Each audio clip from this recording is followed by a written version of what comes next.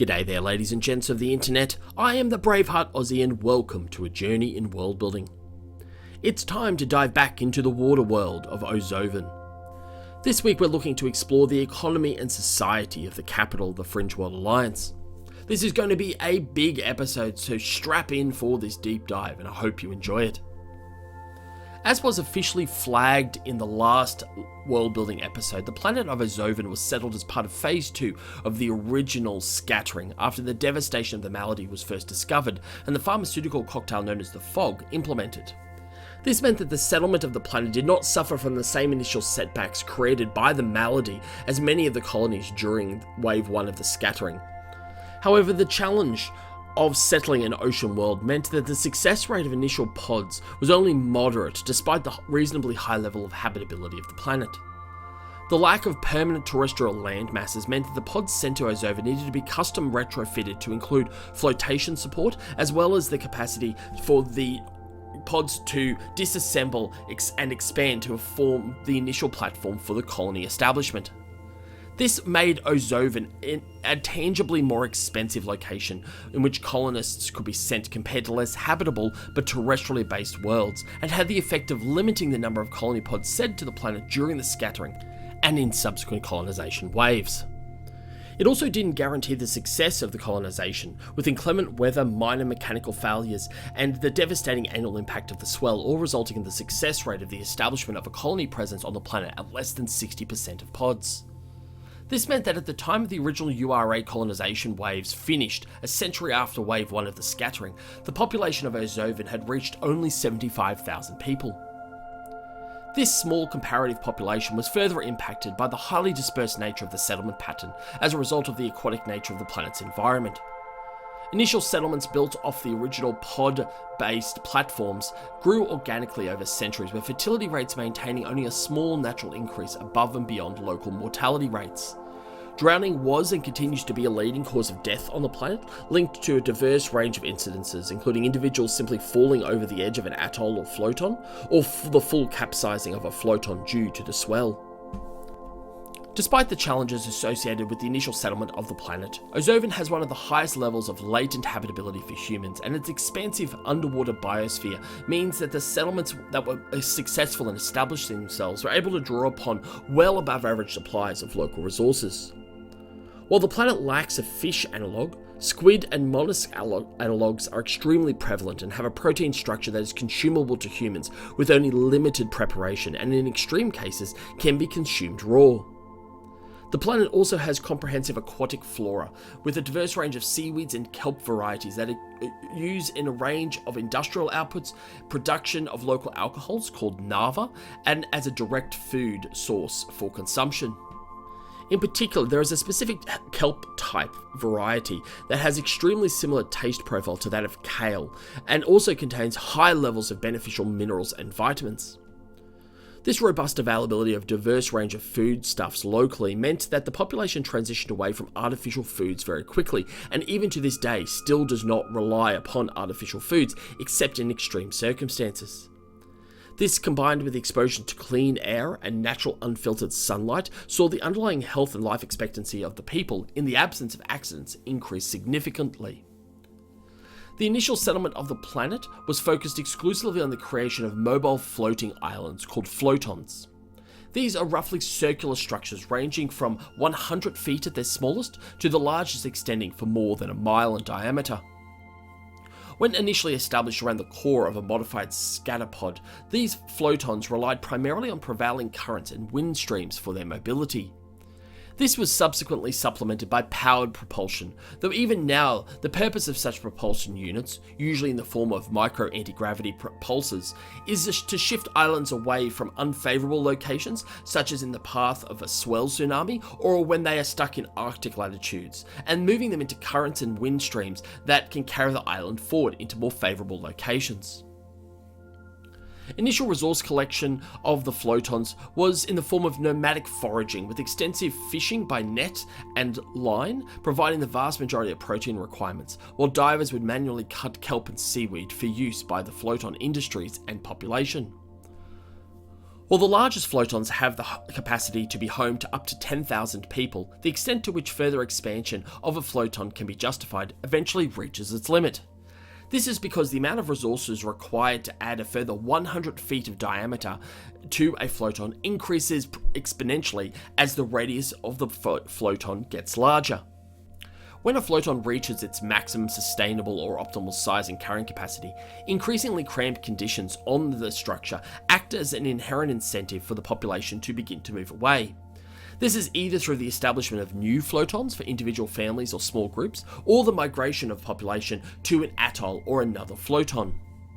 At the time of the Dark Diaspora, almost all Floatons of 1,000 feet in diameter or larger are broadly self-sufficient for all basic foodstuffs and energy requirements.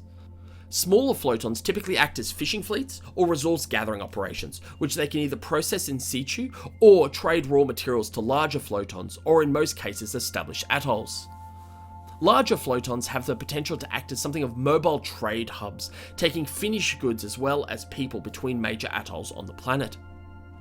Despite the aquatic nature of the planet's composition, the subwater surface varies dramatically, ranging from dozens of or so miles deep to in some cases less than 30 feet.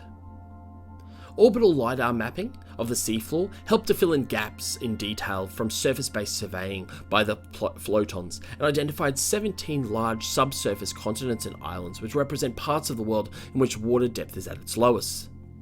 This created the opportunity for resource development on the planet to shift from almost a hunter-gatherer type of model under the Floatons to more established agrarian industrial processes. The first atolls were established relatively early in the settlement of the planet, as the Floatons saw more permanency in their location in order to exploit emerging resource opportunities and buffer themselves in safe locations against the extreme elements of the swell. This included establishing things such as squid farming and laying down the foundations for extensive kelp plantations, with some of the larger atolls maintaining plantations extending thousands of hectares across vast areas of the subsurface landmass. However, the critical factor in the establishment of the atolls across the planet was the discoveries of a series of coral-like microorganisms within the biome of the planet that extracted metal from the seawater to create their structures, not dissimilar to the way in which corals on Lost Earth used to create their hard shells using calcium. Genetic engineering of these organisms focused on maximizing the purity of the metal bodies created, as well as accelerating their growth, resulting in a series of coral organisms capable of producing up to 1 ton of near pure gold, silver, iron, copper, nickel, or other base metals each year.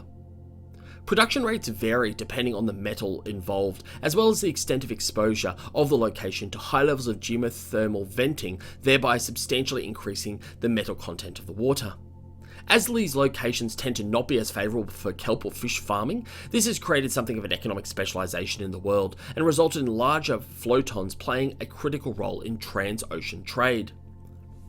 This has helped to underpin a highly entrepreneurial and mercantile culture, as well as an independent spirit amongst the population.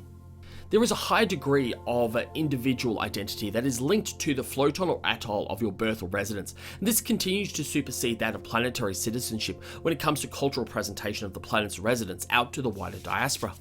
As such, it's not uncommon for an Ozovin resident to identify their atoll or Floaton as their home rather than their planet when speaking to other peoples across the galaxy.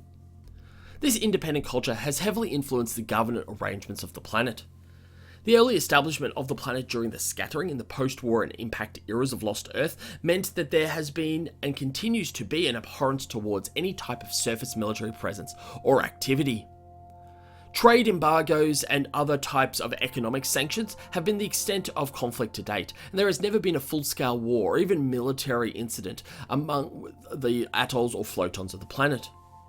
At the time of the Dark Diaspora, only the largest atolls maintained anything that could be regarded as a terrestrial naval force, with the purpose of this to provide security designed to ward off piracy, which is rare but systemic on the planet, and is born out of the desperation of failed settlements. The continued challenges associated with living in an aquatic environment means that settlement failure continues to be a common problem, particularly amongst smaller settlements, though to the independent-minded population, the rewards of having your own settlement Floaton continues to far outweigh the risks of failure. Given this, the governance model of the planet can best be described as a Lite Communalist Federation model. There is a planetary president that is elected for 5-year terms based on direct election from all people on the planet using digital voting means. The authority of the president is principally focused and limited to extraplanetary matters such as foreign affairs, with the president also serving as both the planetary representative in the Fringe World Alliance and the rotating acting president of the alliance in the alternating arrangement with that of Vicinity. Primary political authority vests with the Atolls, as they are both the largest concentrations of population and industry, as well as the only permanently populated locations in the planet. Relationships between the Atolls are primarily and principally based on regional trade network connections and have evolved to reflect a focus on shared security and consistent laws and rules around personal safety, protection of property, pollution, and resource security. However, outside of this, the Atolls function effectively as independent city-states with shared but very individualist cultures. The predominance and primacy of the Atolls within Ozovin politics is offset to a degree by the Ozovin Floaton Trade Confederation, or OFTC. Comprised of the 100 or so largest Floatons on the planet, their power base is underpinned by the historical reliance of the Atolls on large Floaton trade islands to enable their economic specialization and therefore trade activity. This means that the Floaton Confederation wielded a disproportionately large amount of political power above and beyond that of their population for many years. The Atolls and members of the OFTC elect representatives to the Planetary Congress, which acts as the legislative branch of the global governance structures.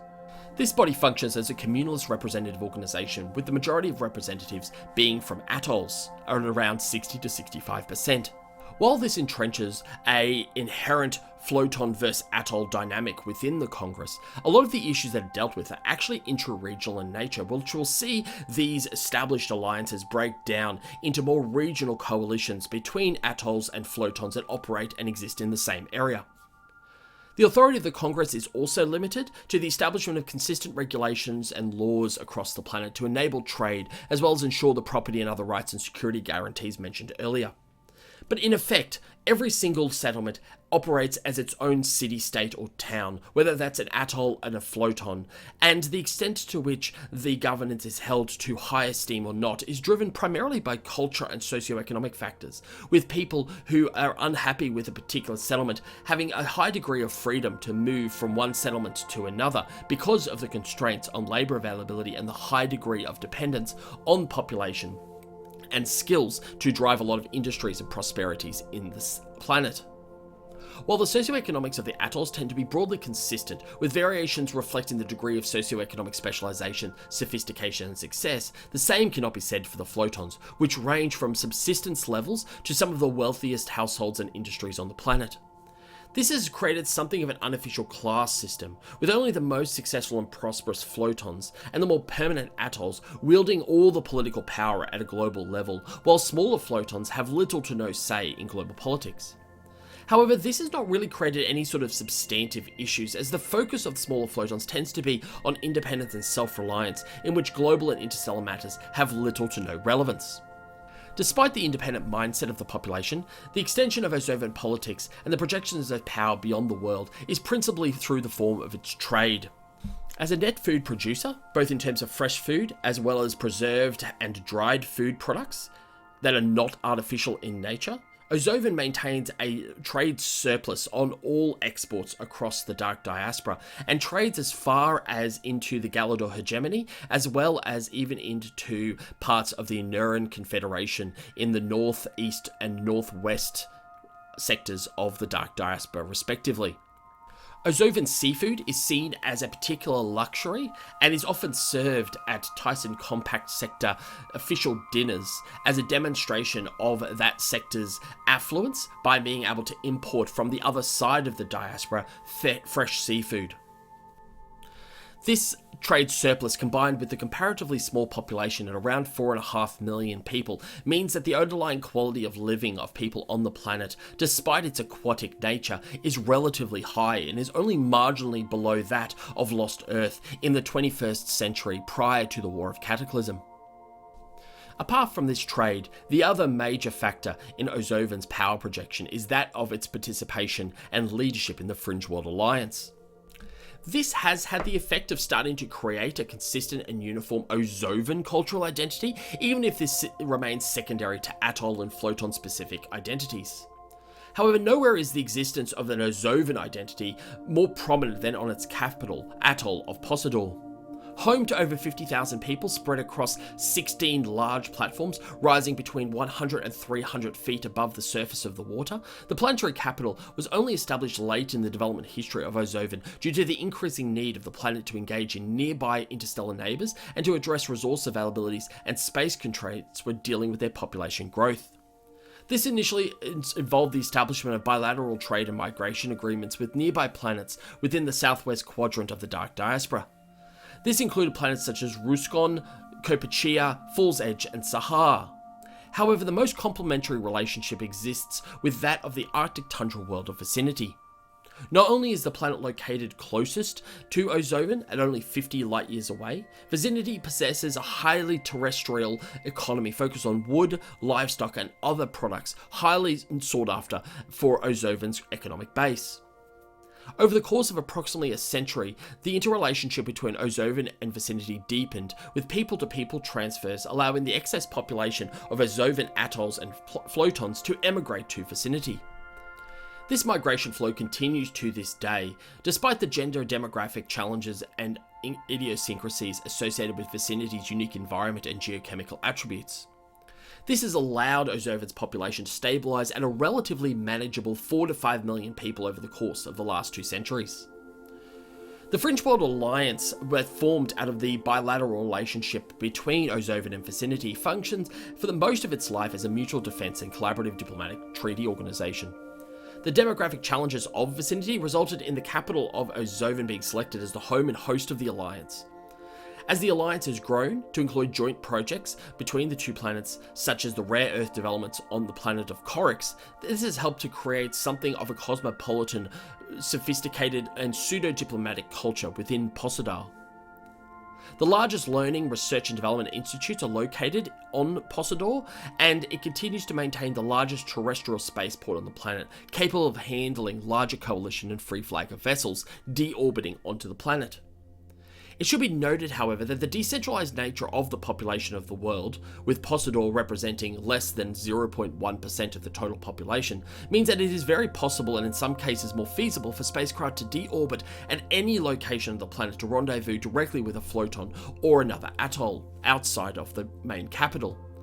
This has created something of a desire amongst the Floatons to ensure a degree of decentralization of economic activity away from the capital, though that has the effect of restricting the capital's growth, as it isn't the single hub of commerce that a lot of planets around the diaspora maintain. On the flip side, this decentralized access and connectivity did create the potential early on for the planet to be used as a base for interstellar piracy or other clandestine activities. And so this resulted in the establishment of an orbital network of sensors and defense platforms. Nevertheless, decentralized trade networks have had the effect of undermining some of the power of the OFTC, with the economic viabilities of atolls trading directly with one another through AG-supported suborbital transfers increasingly undercutting terrestrial trade flows. Ozovin maintains an extensive network of orbital stations focused almost entirely on trade and logistics for expansive fleets of free flagger and coalition vessels. Local spacecraft production capacity and sophistication is of a reasonable standard, with repairs to most retrofitted and bespoke vessels possible in local orbit, and local ship variants becoming increasingly common and prevalent across the Dark Diaspora, particularly in the southwest quadrant.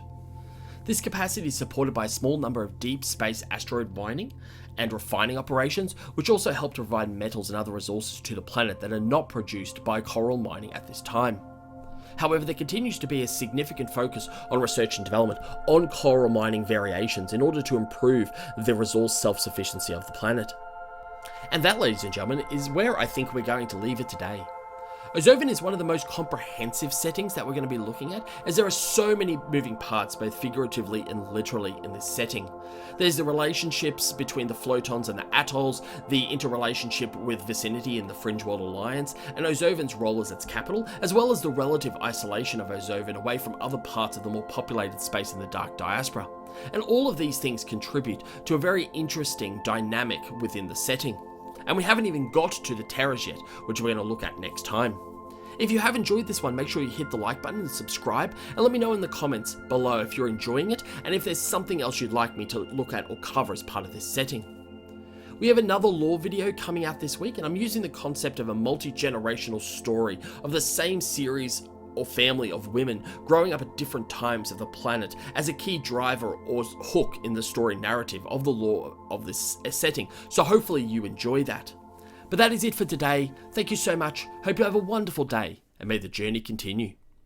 Hey!